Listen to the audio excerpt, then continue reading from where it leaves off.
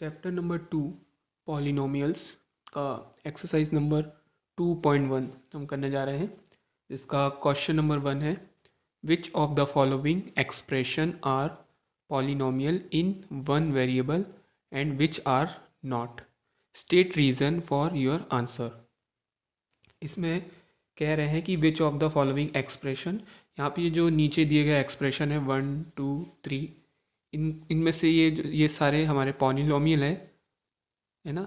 इनको हमें ये बताना है कि कौन से पॉलिनोमियल्स इन वन वेरिएबल में हैं और कौन से नहीं, ठीक है।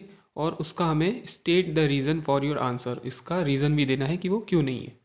तो पहला क्वेश्चन हमारा देखेंगे क्या दिया हुआ है, 4x² - 3x + 7। तो क्या हमारा ये एक्सप्रेशन वन वेरिएबल में? हाँ बिल्कुल है, ये वन वेरिएबल में। अब वन वेरिएबल में होने का मतलब ये होता है कि इसमें ये देख सकते हैं इस एक्सप्रेशन में एक ही वेरिएबल है, वो है क्या है, x। यहाँ पर भी, ठीक है, देख पा रहे हो। और इसकी जो हाईएस्ट पावर वो क्या है, 2 है, ठीक है। तो दो कंडीशन होनी चाहिए, सेम वेरिएबल होना चाहिए, ठीक है, और जो हाईएस्ट पावर है वो एक होल नंबर होनी चाहिए। होल नंबर यानी 0 से 1 2 3 4 5 6 7 8 वो होनी चाहिए, ठीक है। तो ये दोनों कंडीशन को टिक करता है कि पहली कंडीशन की दोनों सेम वेरिएबल है और इन वेरिएबल की जो हाईएस्ट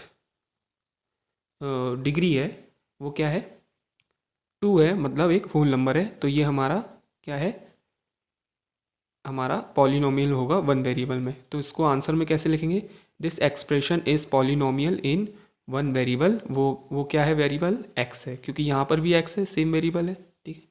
नेक्स्ट क्वेश्चन हमारा y² + √2 है ना।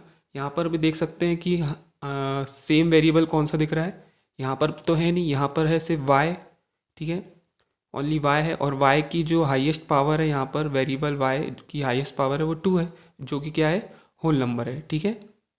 तो ये वाला भी एक्सप्रेशन हमारा वन वेरिएबल में है, जो कि क्या है, इसी सेम यहाँ पे मैं लिख दूंगा, this expression is a polynomial in one variable, वो जो क्या है, y है, ठीक है।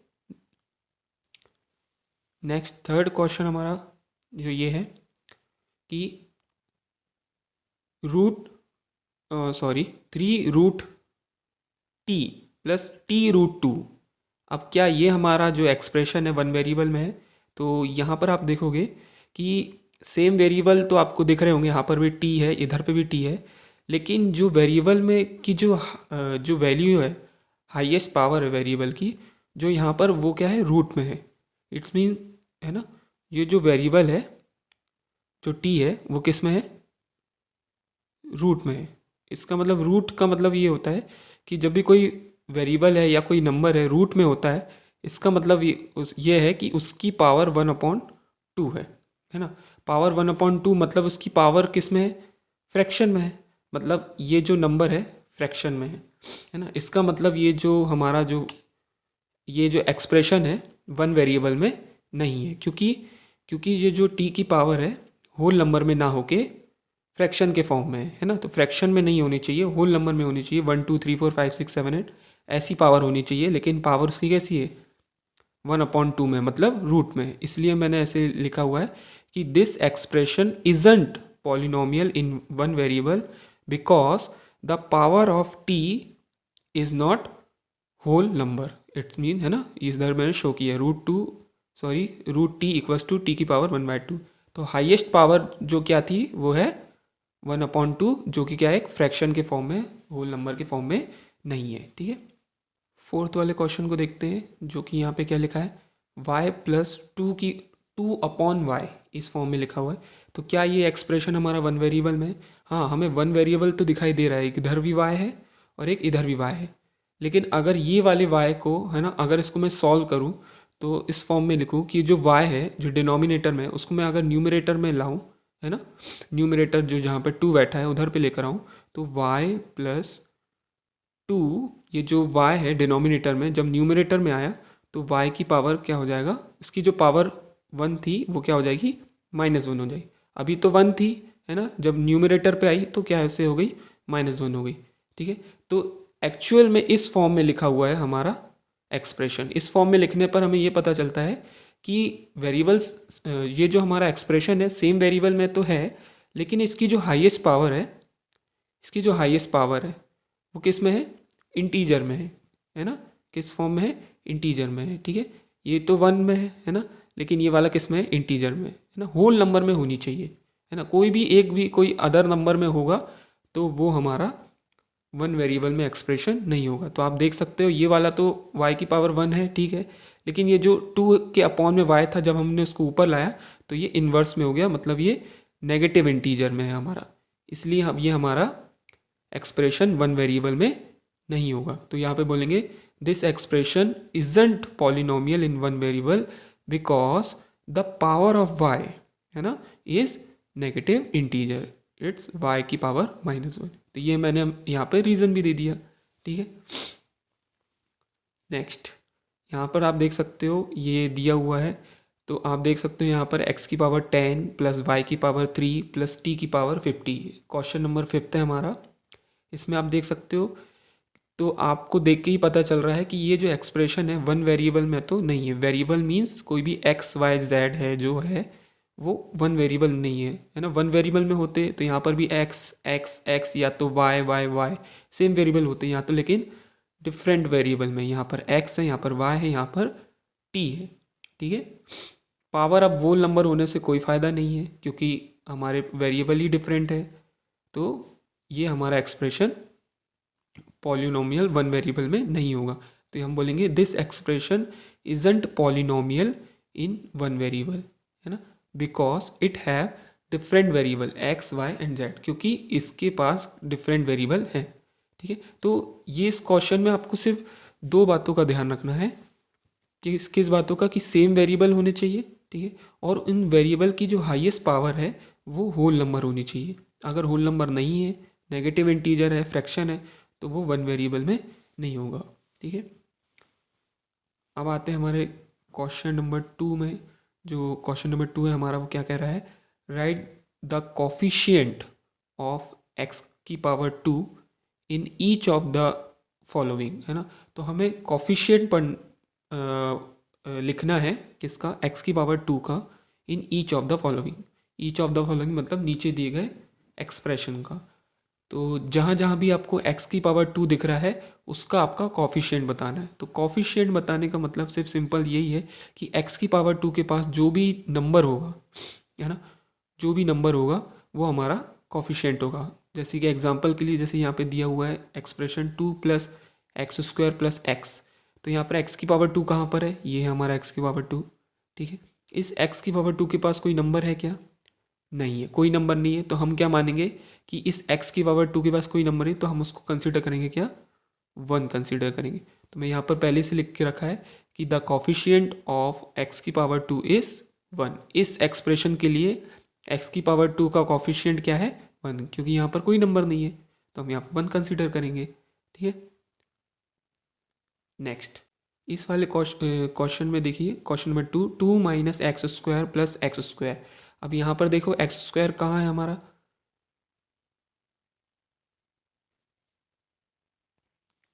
ठीक है। इस क्वेश्चन में आप देख सकते हैं यहाँ पर थोड़ी सी मिस्टेक हो गई मुझसे, यहाँ पे ये पावर 3 है ना, गलती से यहाँ पे मैंने 2 की पावर इधर भी लिख दी थी, लेकिन ये पावर 3 है, ठीक है। चलो अब हमारे क्वेश्चन पे आते हैं। ये लिखा हुआ है 2 minus x square plus x की पावर 3, ठीक है। तो यहाँ पर एक्स स्क्वायर का कॉफिशिएंट बताना है, तो यहाँ पर देखो ये है हमारा एक्स स्क्वायर। ये एक्स स्क्वायर के पास मतलब देखो कौन सा नंबर है, मतलब कोई नंबर नहीं, मतलब 1 है, लेकिन यहाँ पर देखो ये माइनस का साइन भी है, तो हम इसको -1 कंसीडर करेंगे, ठीक है, एक्स स्क्वायर का कॉफिशिएंट, ठीक है। अगर प्लस एक्स स्क्वायर होता तो 1 लेते, है ना, लेकिन यहाँ पे माइनस एक्स स्क्वायर है तो -1 लेंगे, क्योंकि एक्स स्क्वायर के पास माइनस था तो हमने -1 ले लिया, ठीक है। अब नेक्स्ट थर्ड वाला क्वेश्चन हमारा, अब ये है हमारा एक्स स्क्वायर, ठीक है। इसका कॉफिशिएंट क्या है, इस एक्स स्क्वायर के पास में है पाई अपॉन 2, तो इसका कॉफिशिएंट भी क्या होगा,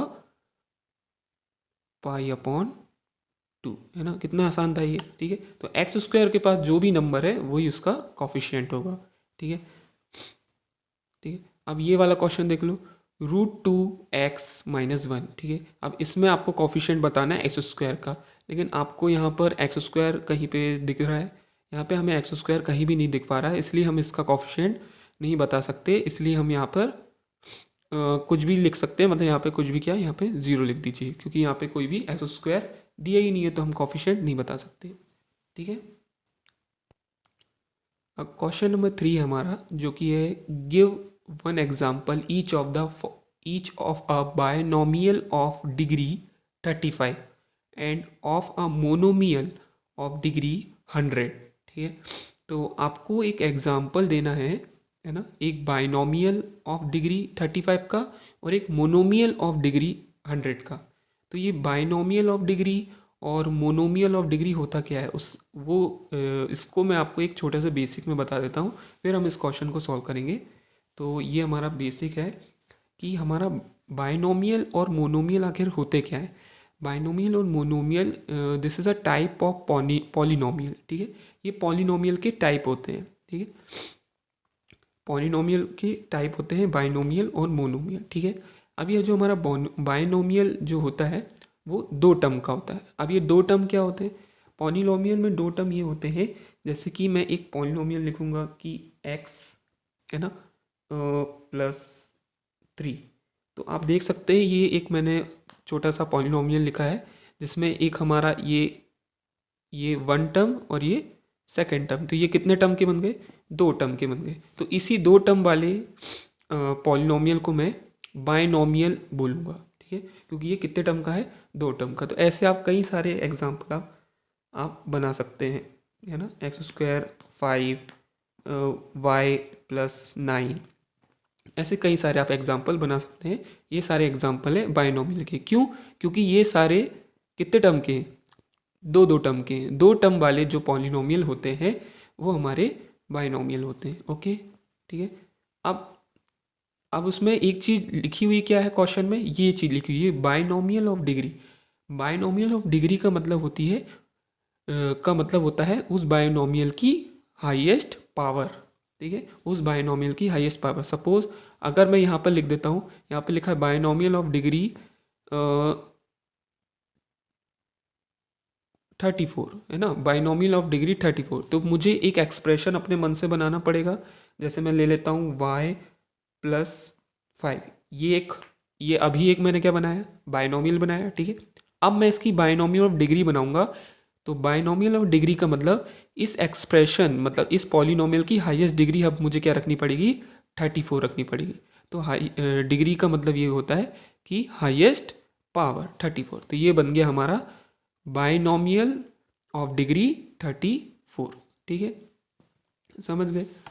तो सिर्फ यही होता है, डिग्री का मतलब हाईएस्ट पावर आपको यही रखनी है बायनोमियल की। ठीक है। अब ये हमारा मोनोमियल क्या होता है, मोनोमियल यही होता है कि जिसमें सिर्फ एक टर्म होता है। ठीक है। सिंपल, जैसे कि y⁴, 3x, 7y, 8z, 9y, कुछ भी। अभी आप देख सकते हो ये जितने भी हैं, कितने टर्म है इसमें, ओनली वन टर्म है। ये देखो सिर्फ वन टर्म वाले हैं, एक टर्म वाले हैं, इसलिए ये क्या है, हमारे मोनोमियल है। ठीक है। अंडरस्टैंड। अब वही सेम यहाँ पर अगर मैं यही चीज़ लिखता मोनोमियल ऑफ डिग्री, इसका मतलब ये है कि आपको उसकी हाईएस्ट पावर क्या रखनी है, वही जो आपको दिया जाएगा। ठीक है। समझ गए। अब यहाँ पे अपन क्वेश्चन पे आते हैं। ठीक है। तो अब आप समझ गए होंगे कि मोनोमियल ऑफ डिग्री और बायनोमियल ऑफ डिग्री और मोनोमियल ऑफ डिग्री होता क्या है।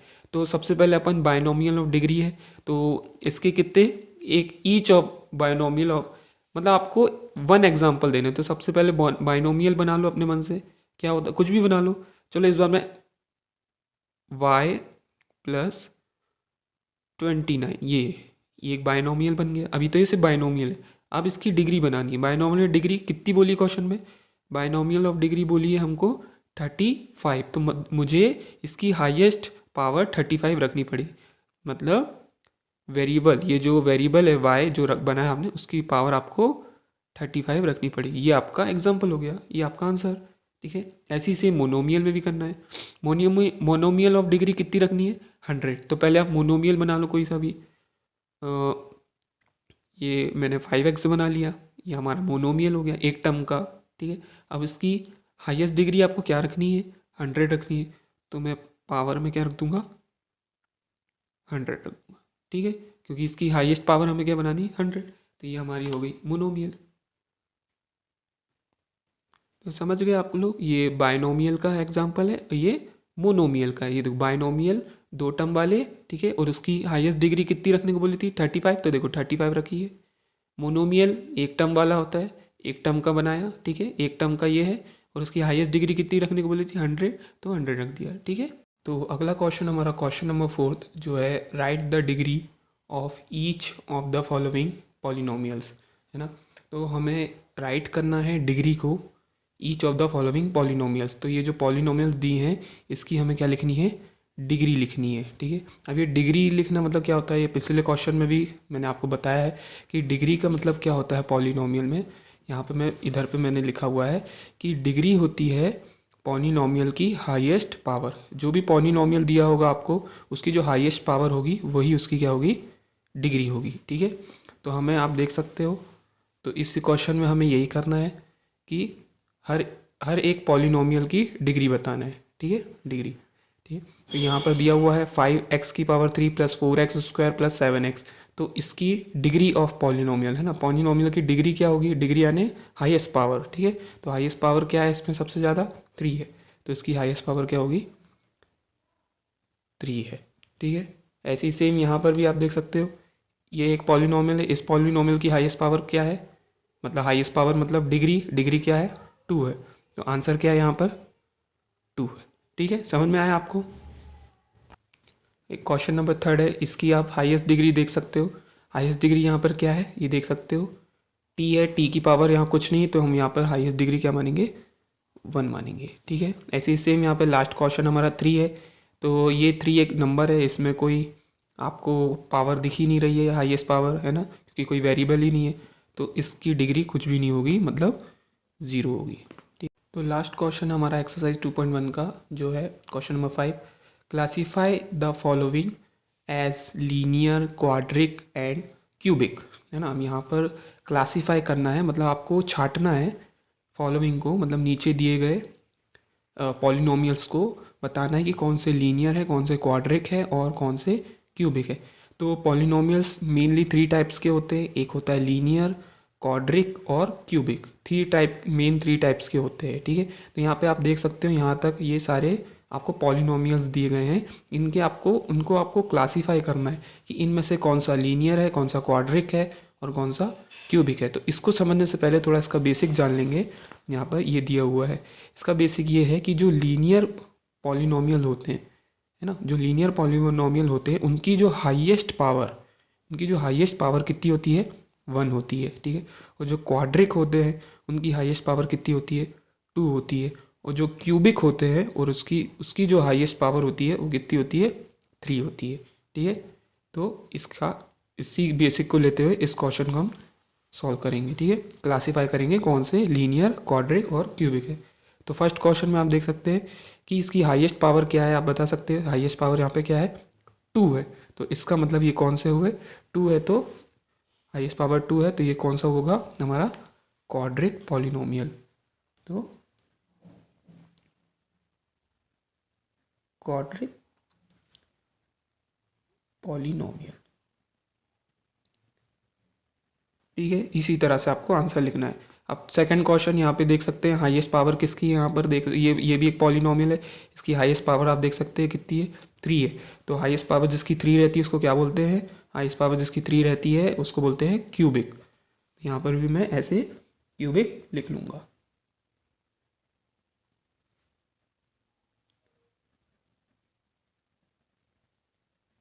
ठीक है। थर्ड, अब आप देख सकते हैं इसमें भी हाईएस्ट पावर कितनी है, देखो 2 है, तो 2 है तो क्या होगा वो, क्वाड्रिक,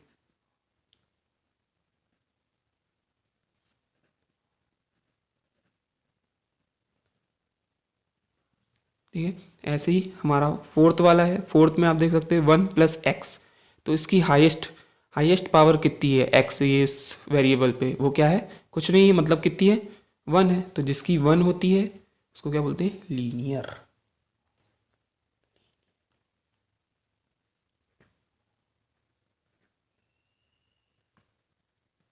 ठीक है। और ये हमारा ये वाला भी आप देख सकते हो 3t लिखा हुआ है, t की हाईएस्ट पावर क्या है यहाँ पर 1 है, तो ये सेम एज ये भी क्या होगा लीनियर। ठीक है, अभी डायरेक्ट जल्दी जल्दी लिख देता हूँ लीनियर, ये भी क्या है हाईएस्ट है, तो क्यू पी लिख देता हूँ, मतलब आप समझ जाओगे क्वाड्रिक पॉलिनोमियल।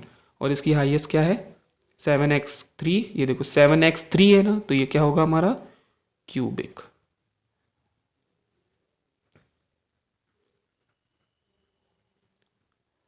ठीक है, समझ में आया आपको? तो ये थे हमारे all questions of the exercise 2.1।